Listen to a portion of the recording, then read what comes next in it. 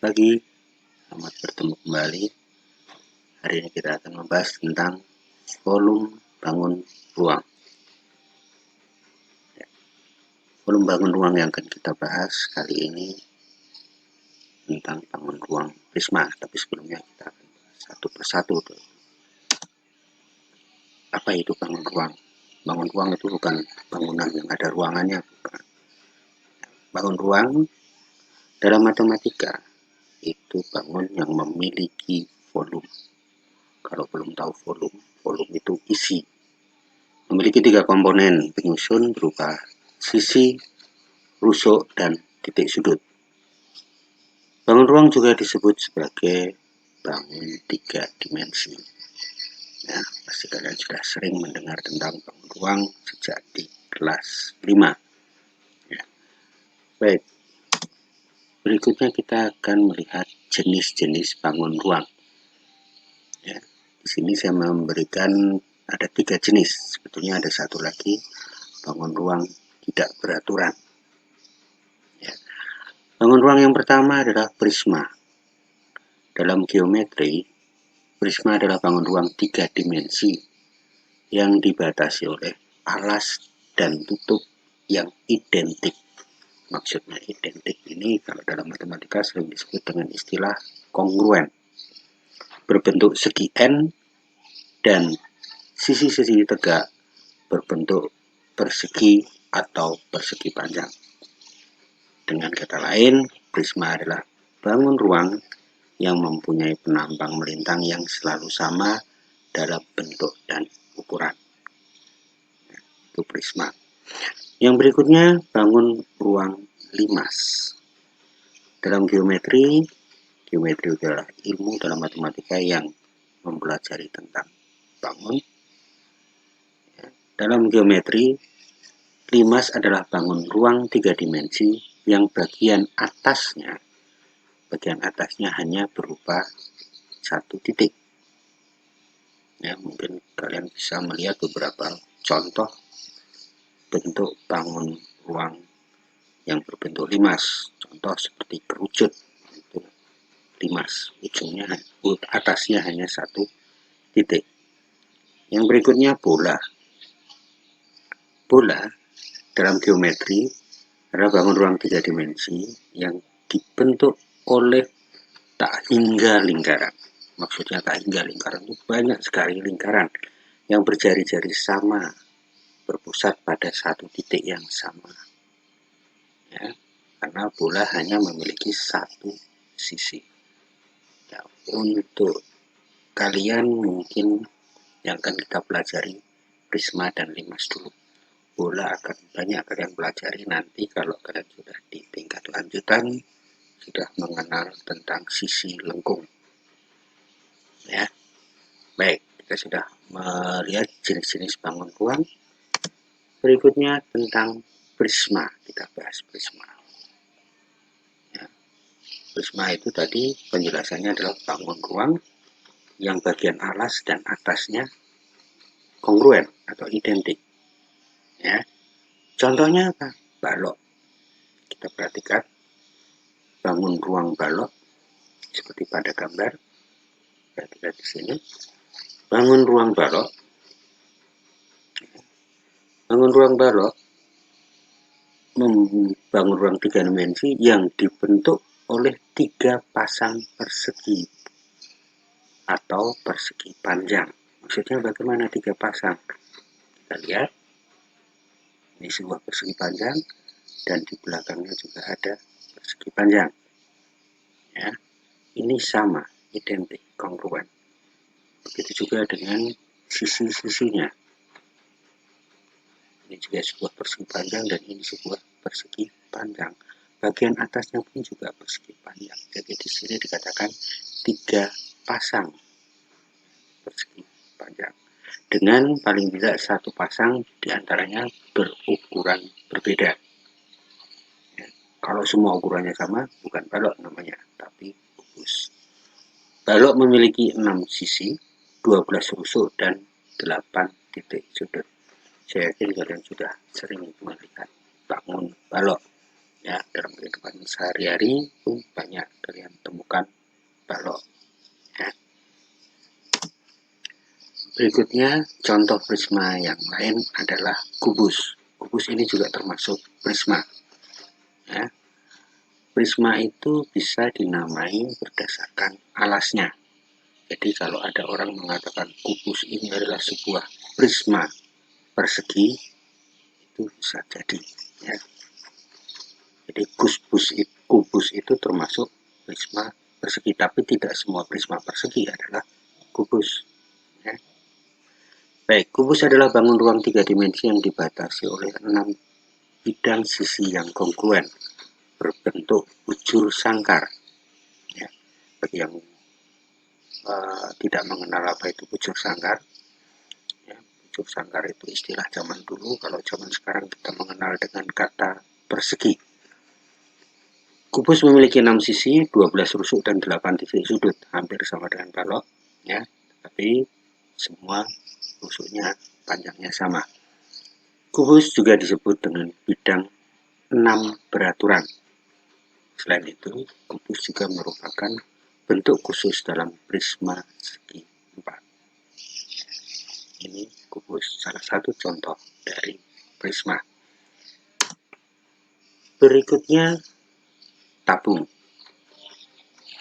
Tabung juga termasuk prisma. Kita perhatikan tabung, bagian alas dan atasnya identik, sama, kongruen. Makanya disebut dengan prisma. Ya, tabung atau silinder adalah bangun ruang 3 dimensi yang dibentuk oleh 2 buah lingkaran identik yang sejajar dan sebuah persegi panjang yang mengelilingi kedua lingkaran tersebut. Tabung memiliki 3 sisi dan 2 rusuk. Ya, kita akan banyak mengenal nanti kalau sudah belajar tentang luas permukaan.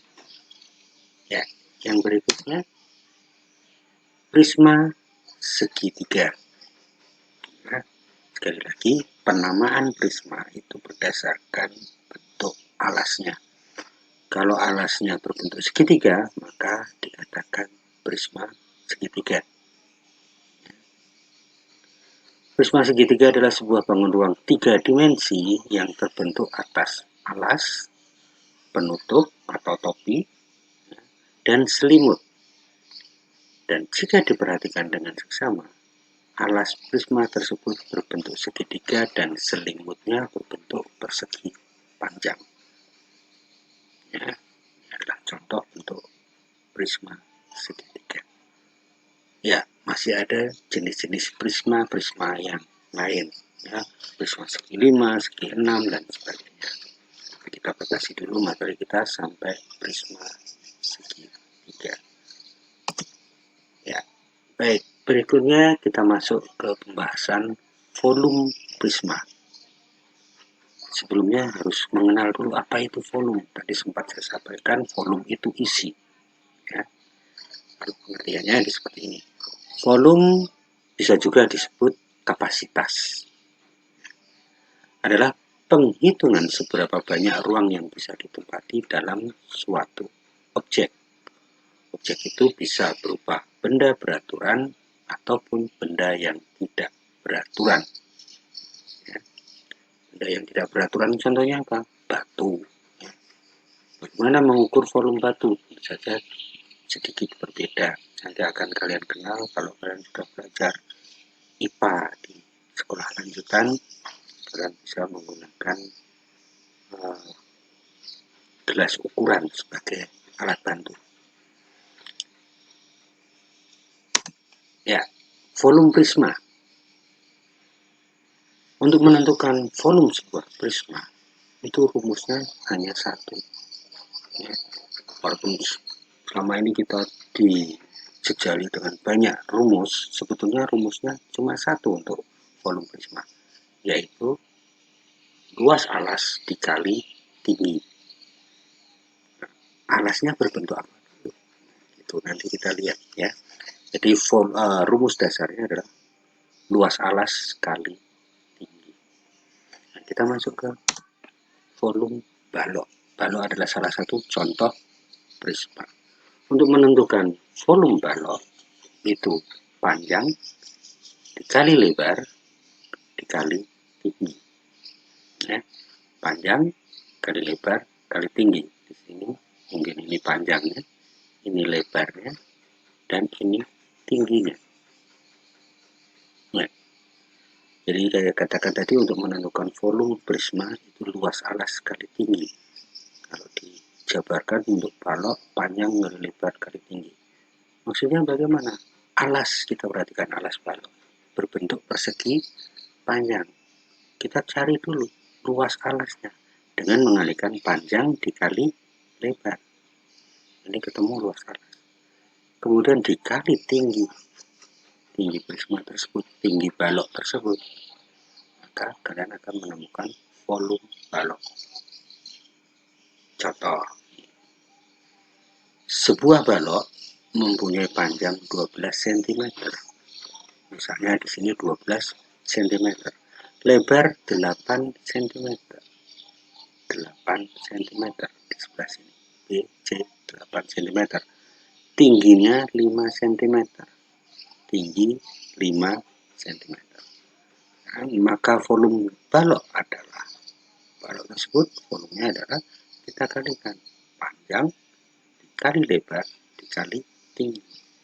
12 dikali 8 dikali 5. Hasilnya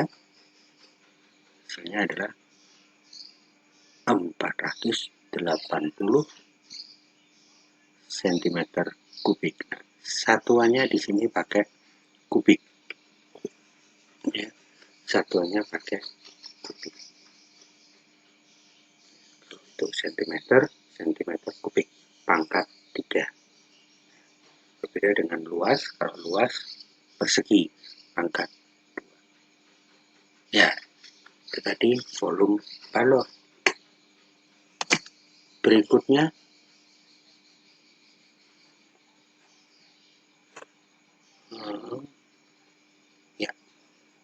volume kubus. Kubus hampir sama dengan balok, hanya panjang, lebar, dan tingginya sama. Panjangnya dan lebarnya juga tingginya sama. Panjang, lebar, tinggi sama. Ya, seperti ini sering kita menyebutnya dengan kata sisi.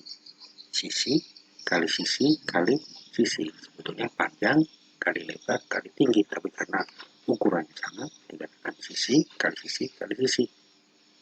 Ya, contoh di sini sebuah kubus mempunyai panjang sisi atau rusuk itu ya 12 cm, maka volume kubus adalah, ingat, sisi kali sisi kali sisi, atau dikatakan sisi pangkat 3.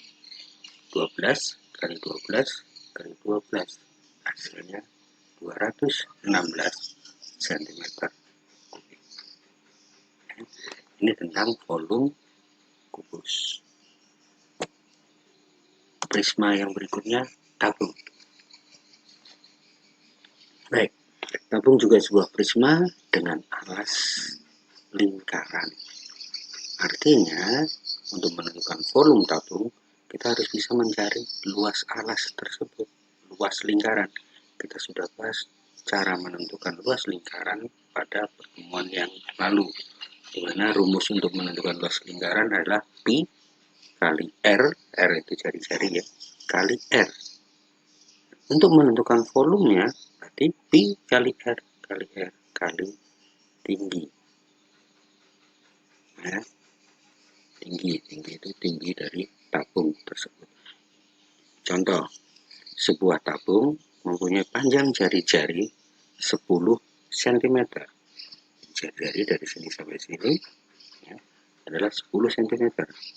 Tinggi 20 cm. Tingginya 20 cm. Maka volume tabung adalah, ya, ingat rumusnya pi kali r kali tinggi. Kita tentukan dulu nilai.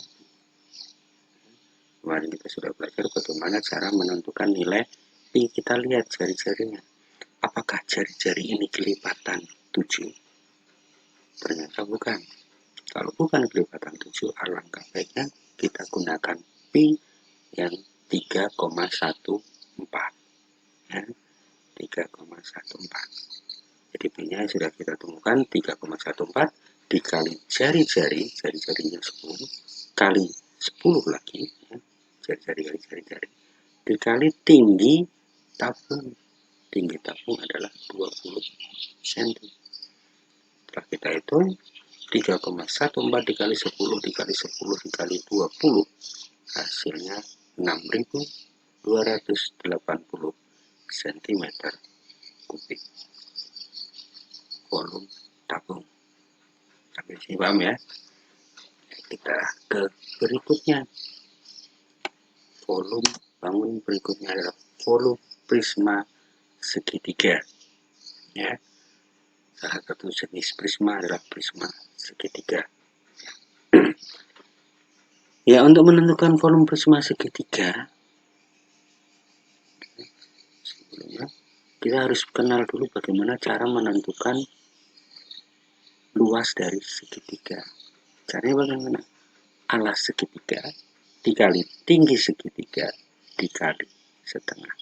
Di sini saya katakan hati-hati ya. Ada dua tinggi di sini. Yang satu tinggi segitiga, yang satu tinggi prisma.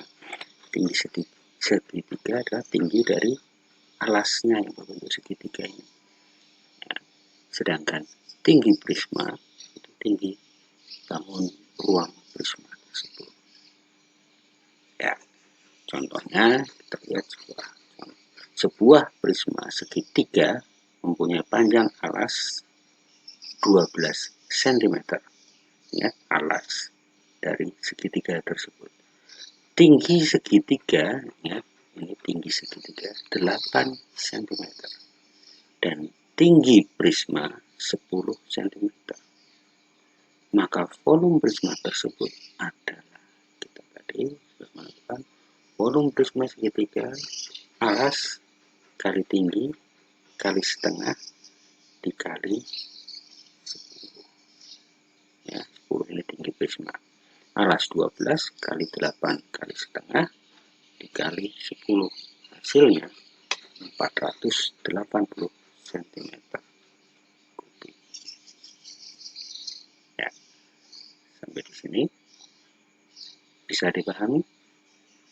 Ya, selamat belajar.